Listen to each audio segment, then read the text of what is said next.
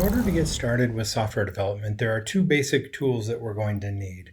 First of all, we're going to need whatever language-specific tools are necessary. I'm going to use the generic term, the compiler. So if you're developing Python, you need Python 3 installed. If you're developing Java, you need the JDK installed.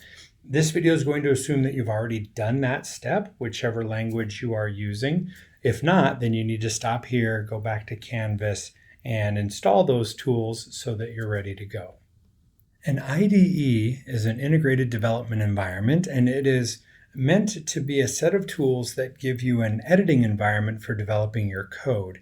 At its core, writing code is just using a text editor, but in order to help us visualize our code and to help us run and debug our code, an IDE can provide functionality that is language specific that will help us, for example, it'll give us a button we can click to run our code and things of that nature.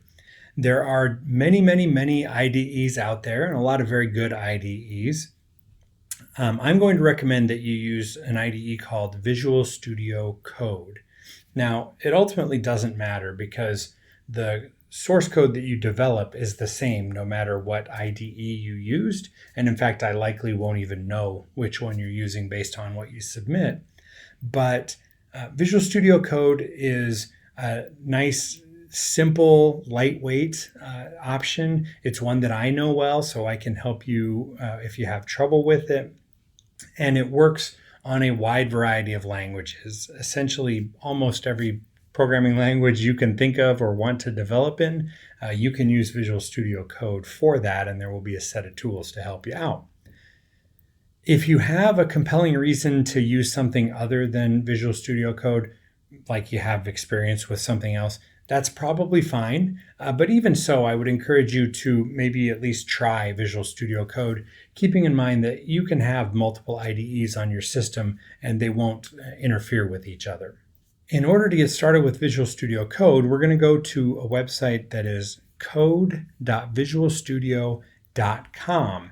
And we have to be very careful here because Microsoft, this is a Microsoft product, and they have another product called Visual Studio. And Visual Studio is an IDE, but it's not the one we want for this. Among other things, it's generally a paid product, although there is a free version. But it's different than Visual Studio Code, and we want to make sure we're on the page for Visual Studio Code. The web page is going to detect your operating system, and it's going to try and offer you the correct platform, the correct installation package. If it detects incorrectly, you can always just click on other platforms, and you can get a whole list here. I'm going to go ahead and download the one for Mac.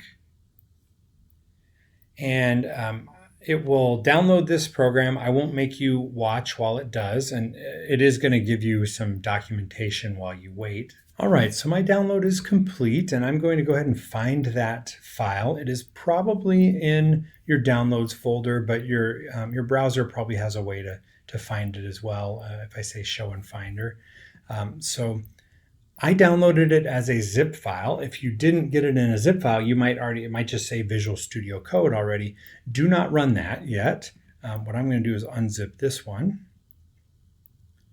And once you have that Visual Studio Code file, what we want to do is now drag that into our applications folder. So I'm just going to grab that there and drag it over to applications.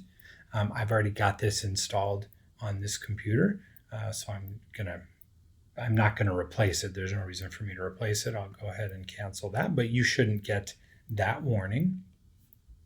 All right, once I've put that in the applications folder, I can click on that applications folder and find it. It probably is alphabetical down near the bottom, and you can open it from there. You will very likely get a warning the first time, warning you that this was a downloaded program. Do you really want to open it? So you will allow that to happen, of course. And in the future, by the way, however you like to launch your programs, if you like to use the Spotlight to find it, it'll be there. If you use the Launchpad, it should be on there towards the end. So once it's installed, you're good to go. When it opens, you're greeted with this kind of welcome page. And it's got this user interface that lets you go through and set up the environment the way you want it. I'm not going to linger on that right now. You can always do this later. You can pick a theme and come back and do some of those other things. What I'm going to do is close this welcome tab, and I'm going to direct your attention to this little navigation bar over on the left. And so up at the top, we've got this icon that we call the Explorer. That one's going to be one we use a lot, and we'll get to it in a little bit. But down at the bottom is one called Extensions. The idea with Visual Studio Code is that the program itself is really lightweight. It doesn't have a lot of stuff in it. And then you, as the user, you pick the extensions that you want to add in, and those are like plugins that will give you additional functionality that is specific to whatever you're working on. I happen to like this a lot because I don't want a big bloated IDE that has a bunch of stuff that I don't need or don't use. This way I can start with a clean version of Visual Studio Code, and if I want to work on Python, I can add some Python tools. If I want to do Java, I can do Java tools, and HTML, I can do HTML tools, and so on. There are many extensions out there for almost any programming language you would be interested in. In this case, I'm interested in developing using the Java programming language. So I'm going to go up to this search bar up at the top, and I'm going to type Java. There will be a lot of search results because Java is a popular programming language and VS Code is a popular IDE for it. So there are lots of extensions that have been developed. And the two that we're interested in happen to be the first two on mine. There's one that's just called Java from the Oracle Corporation, and that is just the basic extension. What I think we're going to use is the extension pack for Java, which comes from Microsoft.